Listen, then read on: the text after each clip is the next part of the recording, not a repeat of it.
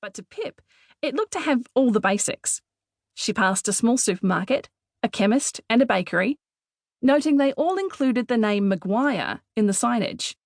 There was also a newsagent and a butcher, and then further along, a feed store, petrol station, and a pub. She drove past these as she followed the directions her uncle had given her to Rosevale, the place she would house sit for the next 3 months. She'd never been down here before, hadn't seen her Uncle Nev since a family wedding 7 years ago. But when her mother had teamed up with Ted after the attack, the call had gone out to family far and wide, and Uncle Nev had come up with the goods. He and his motorhome were taking a trip around Australia, and his house would sit empty. Her mother had wasted no time in pointing out that the peace and quiet of country life would be the perfect place for Pip to recuperate and start writing her book. That was her other dilemma, the book deal she'd recently signed, her no-holds-barred telling of the Lenny Knight case. It should have been a celebration, but instead it was proving to be just another thing weighing her down. Where once she'd thrived on deadlines, now the idea sent her into a panic. All of a sudden, her drive seemed to have driven off without her, and she'd been struggling to put together a coherent sentence for weeks. Her passion for the job had evaporated, and the thought terrified her. She'd always loved writing. It was all she ever wanted to do, but lately, she just couldn't find the motivation. She ignored the little know-it-all voice in her head that reminded her that the therapist, booked by Human Resources, had mentioned concentration loss as a symptom for something or other. She hadn't really been listening. On reflection, maybe she should have tried to focus a little more. Although, at the time, she hadn't been in the most receptive of moods, having been forced to attend the session as part of her mental well-being and general "we want to make sure you're not having a breakdown" strategy. Pip had declined the extra visits the therapist had recommended. "A break's all you need," Ted had told her a few days ago when she stopped into the office to collect some of her belongings. She hoped he was right.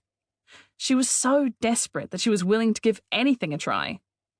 She hadn't even put up much of a fight when her mother had called to tell her about Uncle Nev's house being available. She just packed her bags and set her GPS.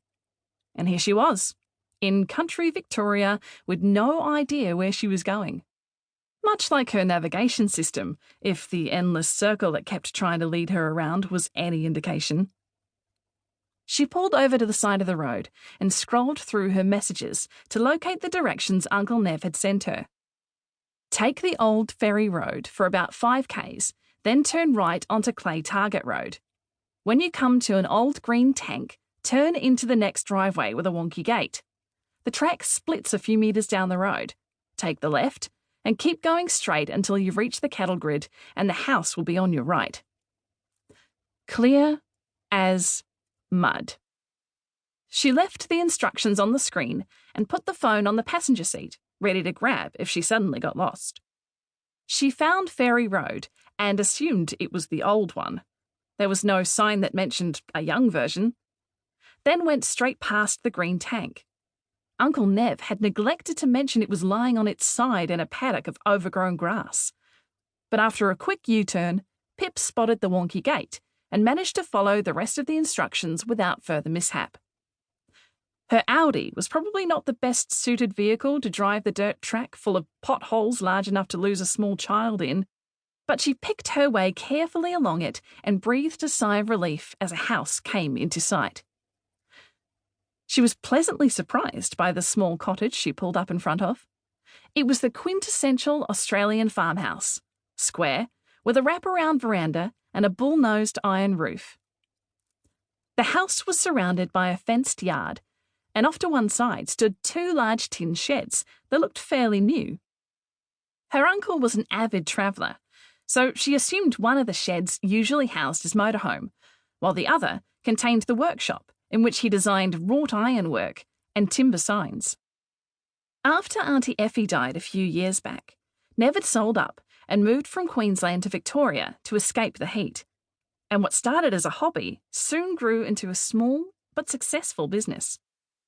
It seemed, though, that the heat had followed Uncle Nev. The area had